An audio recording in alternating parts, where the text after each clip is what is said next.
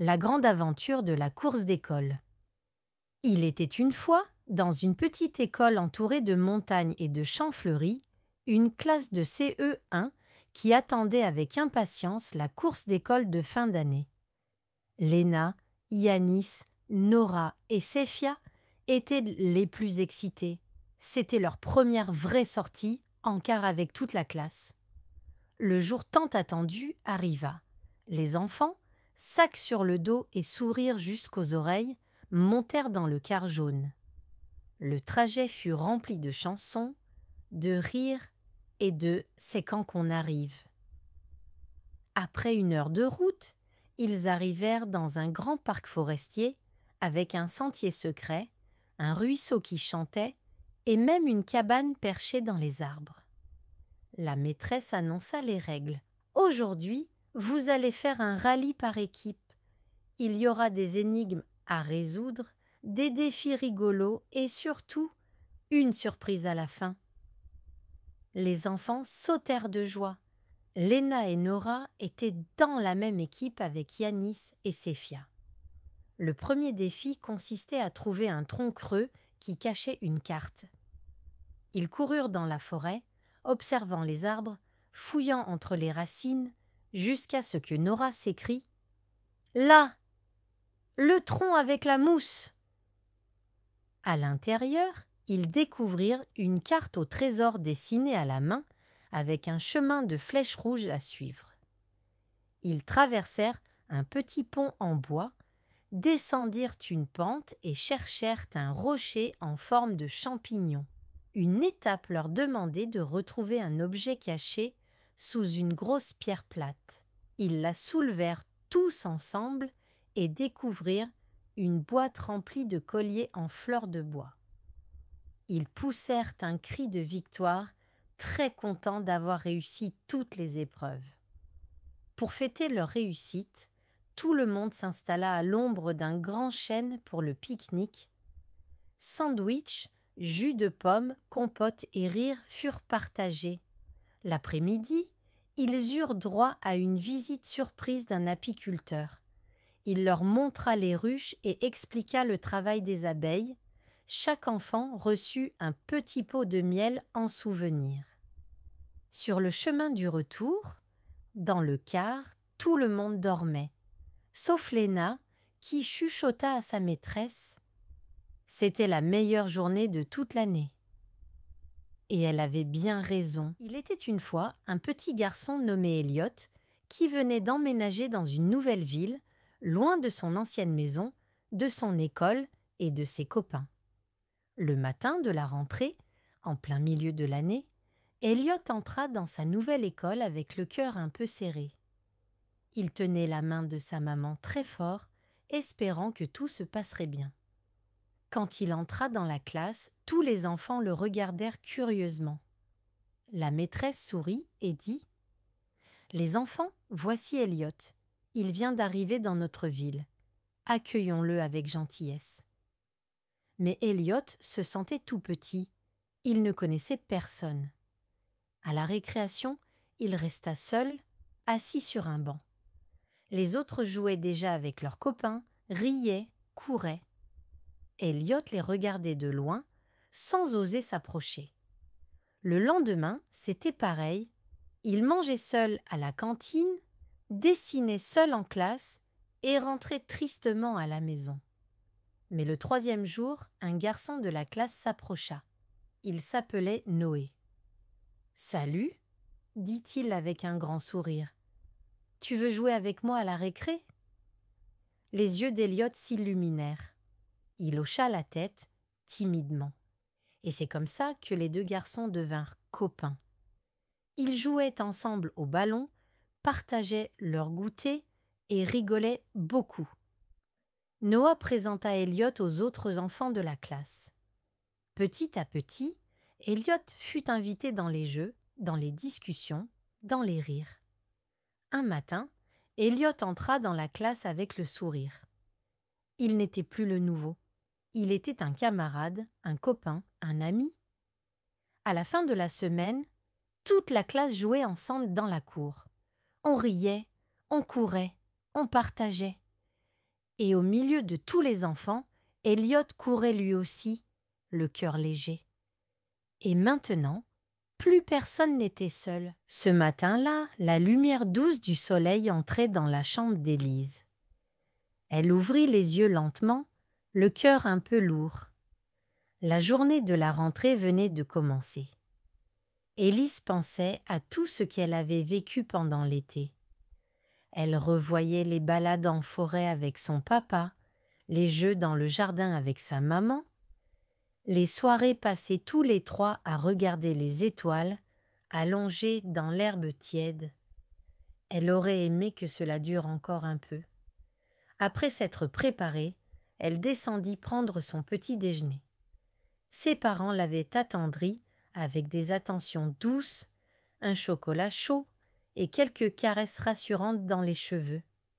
Malgré tout, son appréhension ne la quittait pas. Devant l'école, la foule des parents et des enfants bourdonnait. Des cartables neufs, des visages inquiets ou joyeux, des retrouvailles.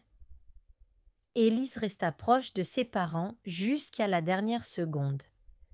Elle entra dans la cour à petits pas, le regard incertain. La maîtresse accueillit les élèves avec bienveillance. La classe était décorée de guirlandes colorées et de dessins d'enfants. Élise trouva sa place près d'une fenêtre, un peu en retrait, le cœur encore timide. Les premières heures passèrent doucement. Autour d'elle, les autres enfants parlaient, échangèrent leurs souvenirs de vacances. Élise écoutait plus qu'elle ne parlait, observant les sourires, les jeux, les crayons qui glissèrent sur le papier. Puis, peu à peu, quelque chose changea. Une invitation à dessiner, un sourire partagé, un jeu de construction improvisé. Les gestes devenaient plus assurés, les regards plus confiants. Élise se laissa emporter par l'ambiance joyeuse de la classe. À la récréation, elle joua à la corde à sauter avec d'autres enfants. À la cantine, elle découvrit des goûts oubliés et des rires autour de la table. L'après-midi passa comme dans un souffle, rempli de petits instants simples et joyeux. Lorsque la cloche sonna la fin de la journée, Élise retrouva ses parents à la sortie. Elle courut vers eux, le visage transformé. Sa main retrouva celle de ses parents, mais ce n'était plus tout à fait la même petite fille qu'au matin. En marchant vers la maison, elle pensait déjà à demain. À la nouvelle classe, à la maîtresse si gentille, aux copains qu'elle venait de rencontrer. L'appréhension avait laissé place à l'impatience. Une nouvelle aventure venait de commencer. Le dernier jour avant l'été. Il faisait beau ce matin-là. Le soleil brillait déjà haut dans le ciel quand Émilie ouvrit les yeux. C'était le dernier jour d'école avant les grandes vacances d'été. Elle sauta du lit, mit sa robe préférée et son chapeau à fleurs. Dans son sac, elle n'avait pas de cahier, mais un grand sourire, un dessin pour la maîtresse et un sachet de bonbons à partager. À l'école, tout le monde était excité. Les enfants couraient dans la cour, riaient, se racontaient leurs plans d'été. Certains partaient à la mer, d'autres à la montagne. Émilie, elle, allait camper avec ses cousins. La maîtresse les accueillit avec un sourire. Aujourd'hui, pas de devoirs, juste des jeux, un pique-nique et une surprise. Dans la classe, les tables étaient rangées contre les murs. Il y avait des ballons, de la musique et même un coin déguisement. Émilie se transforma en pirate, son ami Karim en astronaute. Ils firent une grande ronde tous ensemble. À midi, ils mangèrent dehors, assis sur des couvertures dans l'herbe. Sandwichs, fruits, gâteaux, chacun avait apporté quelque chose. Émilie offrit ses bonbons et tout le monde se régala. Après le repas, la maîtresse distribua un diplôme de fin d'année à chaque élève. « Bravo pour ton année, Émilie !» Tu as beaucoup grandi, dit-elle en lui tendant le papier. Puis vint la surprise. Des glaces pour tous, fraises, chocolat, vanille. Un marchand de glaces était venu exprès.